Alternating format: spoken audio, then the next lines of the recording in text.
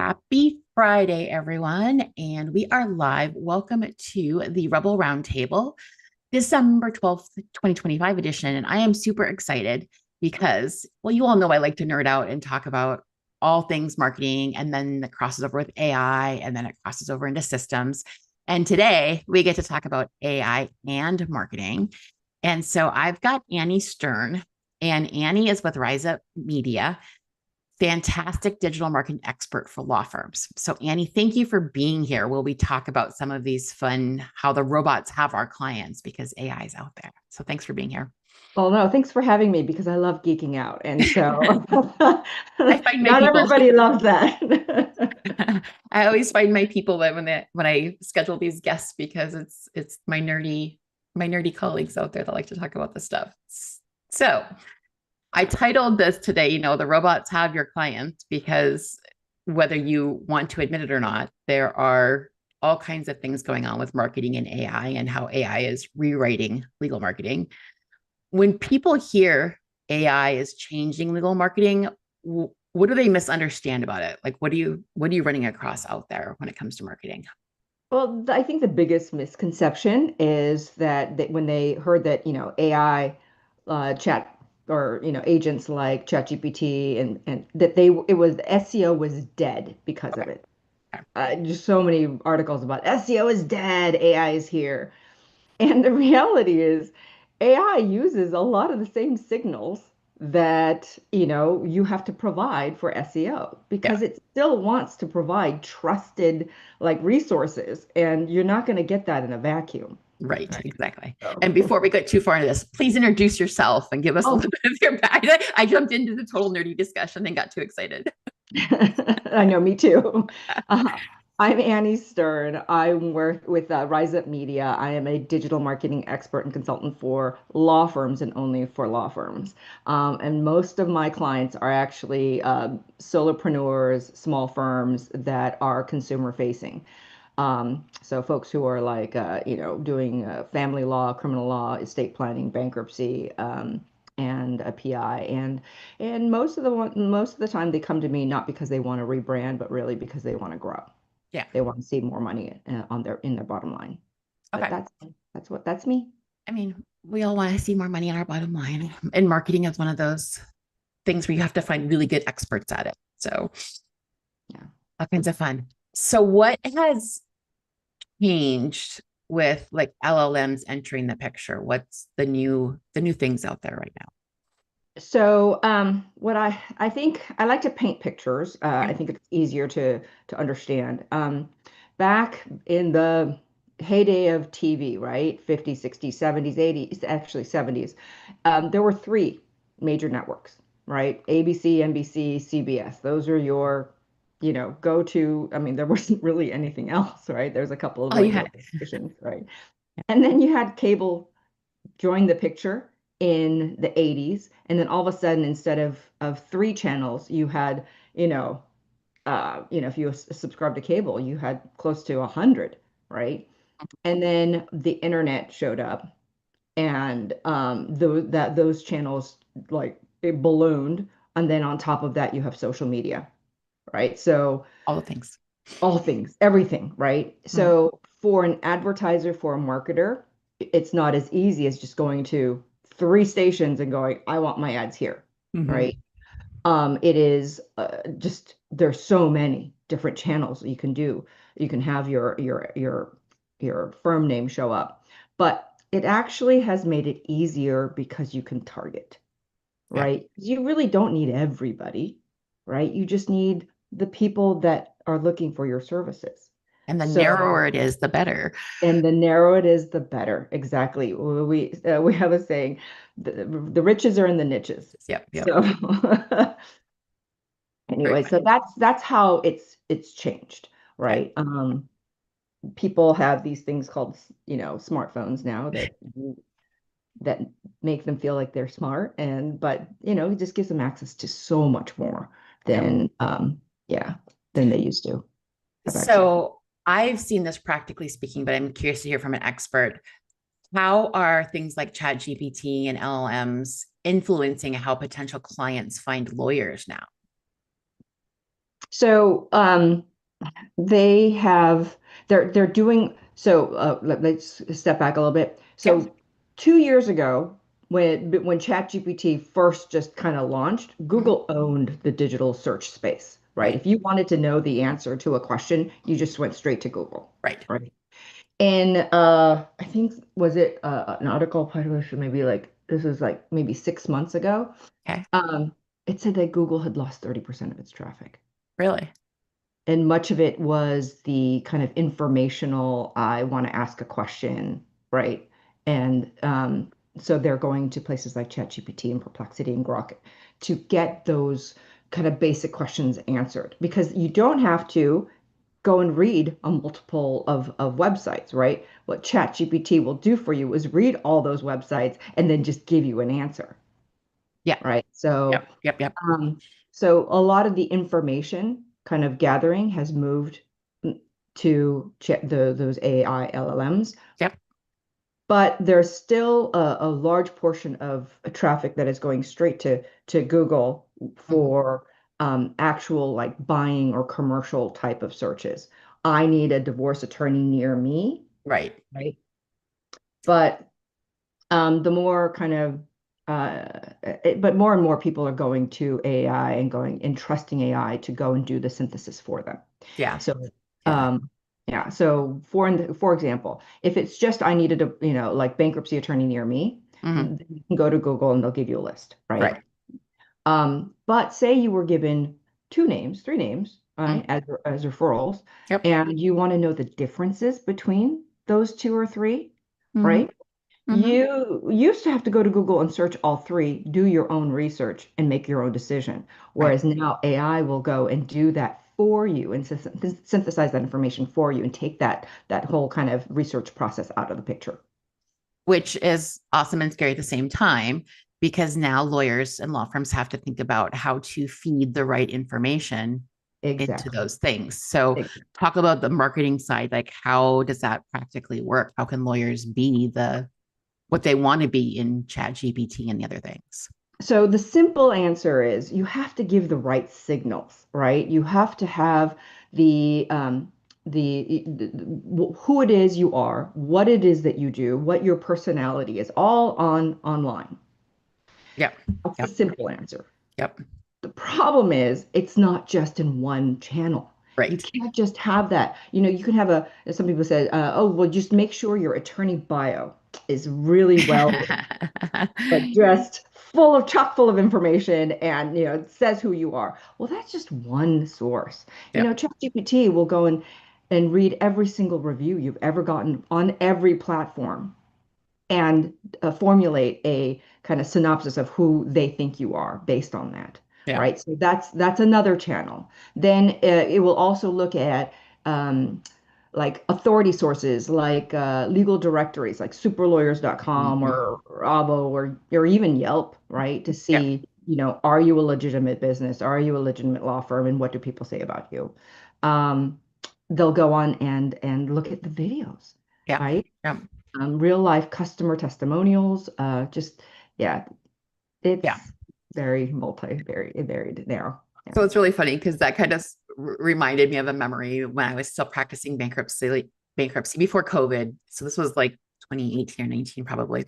And I asked the client how they found me because that was one of our questions, of course, because we always want to know what marketing is working. And it said it asked Google who is the best bankruptcy attorney in San Ramon, California. Uh-huh. And my name came up first one. And I was just like, okay, how do I replicate that? Because I hadn't done any marketing. I was like, wait, how do I do that? But I think people are asking that to like chat and the Google AI now that pops up when you search, if you have that turned on, people are asking that, hey, give me the best one. And whether you are the best or not is up for Yeah, debate. But yes, you want to be on that list. absolutely. And the thing about the those modifiers like best, Yeah. right? Yeah.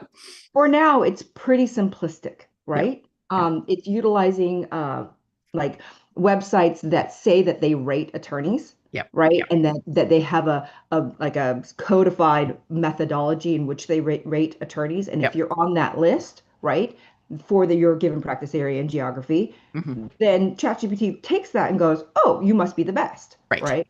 exactly. It's simplistic now, but it's not going to continue to be that Hmm. way. But right now, that's kind of the main signals it's utilizing for the word best. So you can do any kind of search for the best whatever, Right. and Right. usually the ones that are recommended and suggested are the ones who have been on those lists for a Right. while.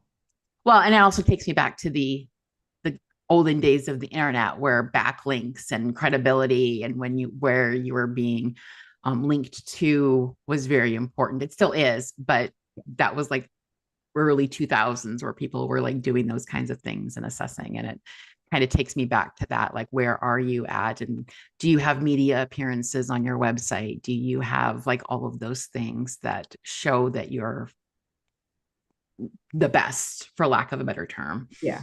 Yeah. And those things can all be massaged to make you look like the best if it's not just a ratings site. So yeah, Yeah. So sometimes you still have people who are the better marketers show up and exactly. be recommended, even if they're not necessarily better in the courtroom.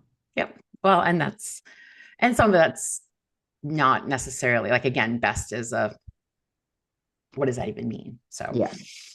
you have to put enough information out there. So are there any legal marketing tactics that have gone by the wayside with AI and the things that have come up? Are there old news type things? Um, I don't know about like completely irrelevant, but Yeah. they're certainly less important Okay. because everything else has become more, like Yeah. Yeah. Yeah. you know what I The mean? It's like my analogy about the advertising and the three channels on TV. It's Yep. not they're not important still and not relevant today, right? Yep. People, still very much watch, live TV on ABC, NBC, CBS, right? Right. Right. Um, it's just not as um, what's the right word? Complete, right? You can't Yeah. dominate a market just because you dominate those three channels.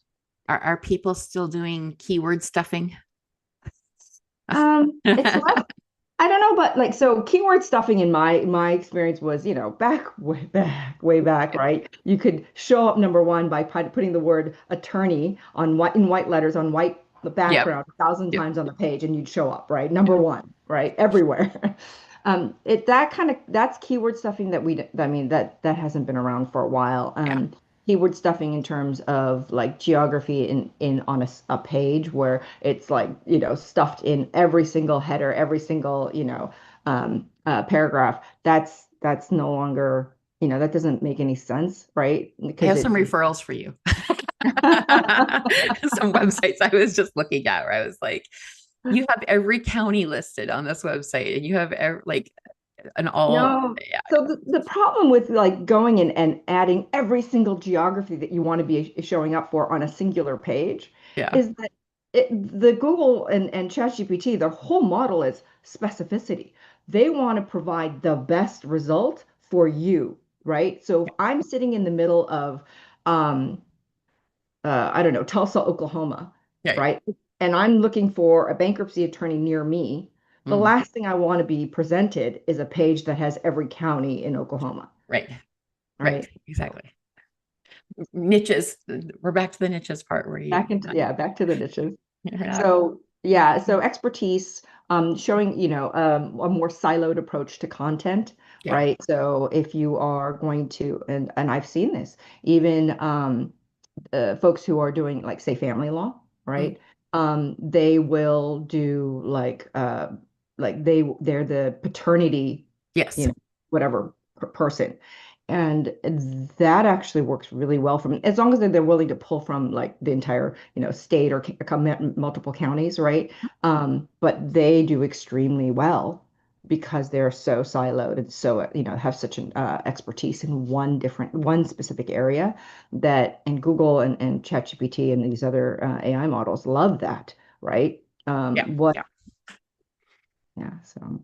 Well, and so what would happen to a small or mid-sized firm if they do nothing considering AI for the next year? What's the risk of them not even considering AI as a tool out there for marketing? I think it's the same thing that's applicable to anybody who decides or who is in the boat of, I'm just not going to use AI, Yes. right? Yep. I'm afraid of it. I don't understand it, and I'm just not going to use it or utilize it in my practice. Mhm. Um, the risk is that you're just going to be left behind, Yeah. right? It's here. It's here and it's transforming the way we live, the way we practice. And if you're not going to embrace it, there will be plenty of those who will. Right. And I know that there are so many folks that I speak to who are, primarily they network and they get most of their clients through referral, and that's fantastic. But these referrals are not going to come from a singular person who gives your name only and says you don't need to talk to anybody else. You only need to talk to this one person. Generally, that doesn't happen. Right. Generally, you get multiple names, Hmm. right? And if that's the case, then if you're not embracing putting out your information about your firm and your expertise, right? If they go onto ChatGPT or any of these others and ask, who is out of these three names is the best person for my specific Yep. scenario, Yep. you're not going to be even considered because there's no information for you, Yep. And right? I think that's what a lot of people who think they're referral based only miss is that even when you're referral based, the clients are going to Google, they're going to chat and doing some research first, whether we like it or not. They're doing research, and whether it's accurate or not is a whole other story sometimes when it comes to legal stuff. But yeah, Yeah. they're going This, there looking for it. the story that I hear all the time is I'm very good at the phone. So when somebody calls in, I convert 90% of the people Yep. who come to me. Yep. And what they are not considering are all the people who did not choose to call them, Yep. right? There are many of other attorneys who are just as good on the phone in converting them. So really it becomes a matter of who did that potential client call first, Yep. Yep. right? And then so It does. Yeah. And I think, again, people use the internet for research. They do all kinds of things before they actually reach out, making it easy. Your whole client experience is affected whether you have online presence or not. It starts there. yeah. So, in the past, like content and consistent content was really highly rated by Google and things like that, having actual good content out there. Is that still like, does AI still value that the same way Google does as consistent content? Yeah, so content is still important because those are still like trust or authority signals, right? Yep. Yep. If you don't know anything about your practice area, then you wouldn't be putting any content out there, right? So you do need to put consistent content out there. The the slight shift has been the priority of that content. It used to be that some people said, oh, well, we need to have lots of informational, like general questions and things Mhm. like that. And that's still important, but they may never get to your website, right? Right. Because the ChatGPT will read that information and provide it in a synthesized answer, right? Right. Straight to the potential client, and they'll never move forward. Now, if they ask, because ChatGPT does this. They'll give you an answer and go, would you like me to put Right. together a list of, three or four attorneys or law firms in your area that can help you, right? And Mhm. at that point, they may come to your website. Yeah. But that's what you need it for. But it's just not the traffic driver it used to be. Interesting. How is with AI and creating content, how do firms avoid either getting dinged for AI generated content or generic sounding content? So the the point of Google coming and crawling your website is to Mhm. try to find a good authoritative material that their users, Yeah. right, are going to value. So when you create content, um, AI generated content looks a certain way, and I Mhm. don't know. I'm not a PhD. Google has 1,500 of them. They've somehow figured out or their AI has figured out what is AI content and what is not. Yeah. You can still utilize AI to start, give you Yes. an inspiration, Definitely. but you don't want to, as some people did. I had a client who they when AI kind of ChatGPT came on the scene, decided we don't need your assistant. We're going to go and utilize AI to write all our content, and they put up literally hundreds of pages almost every other day. And yeah, needless to say, Google said no, this is garbage, and they actually devalued the entire domain. So just make sure you have that in mind. You want to make sure that the content that you write has some value to your potential client, Yeah. right? Yes. And that it sounds, I tell people use it to start with, but then make it sound like you and eliminate some of the obvious things that Chat GPT has, the obvious things that it does with its formatting and things like that. You can tell when something's copy pasted directly and not edited. So, Or and it's just not in your voice, right? yeah, Everything else in your website, it may sound completely different than what you're getting from AI. yeah, yeah. Um, are there, I'm trying to think like, what do you think legal marketing will look like in at the pace we're going with all of this new stuff? Where do you think we're heading with legal marketing? I know that's a totally like a hard question. It's Yeah, I was gonna go gonna fast. say Yeah, things are no, changing so much so yeah, fast. yeah, Was it Atlas was just launched like less than 2 months ago. We're still trying to figure out how that's yeah, gonna affect the landscape going forward. Um, I think that the rule of thumb is this: no matter how it changes things, it's still going to need valid data to yeah, work with, yeah, right? Regardless. And customer reviews, that's real data. Accolades from, whatever, like, yes, super lawyers and those are accolades that I think everybody, all the legal community recognizes. But there are certain ones that are kind of practice area specific, like being nominated to chambers if you're a family law, yep, um, firm, things like that.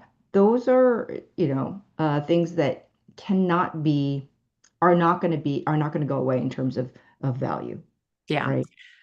And I Your think some of it does take work, like that value, like it takes you either hiring someone to help with whatever. But for example, I had to go through and do a list of all my speaking engagements for something I was working on. And I Mhm. realized like how many there were. First of all, I was like, why is this not on my website?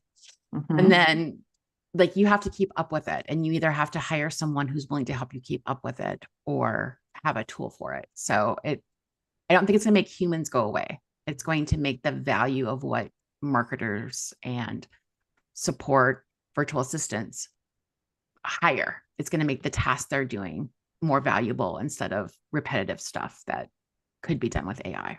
So, Yeah, so to make law firms more to compete in this age of AI, you have to offload the things that you don't need.